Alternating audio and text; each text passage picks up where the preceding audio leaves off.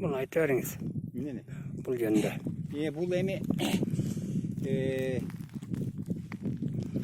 Кокон кандыгынын налог жыйноочу атайын дайындалган начальнигинин мал киргизе турган өзү туруктанган жеринин ордуда. Бул бир вариант. Экинчи варианты Орманхан ушул кышында Орто Токойдо кыштап, жайында жайлоолорго тиги кырчынга күнгөй бетине көлдөн чыгып кетчү да. Ошо кышында кыштаган жердин кыштоосу. Эки вариант. Бирөө Кокондагы чеги болушу мүмкүн, бирөө Орманхандын отуруп алган жери болушу мүмкүн. Кыштоо болгон. Анан мунун өзгөчөлүгү ушунда ромбик формасында фундамент салышкан.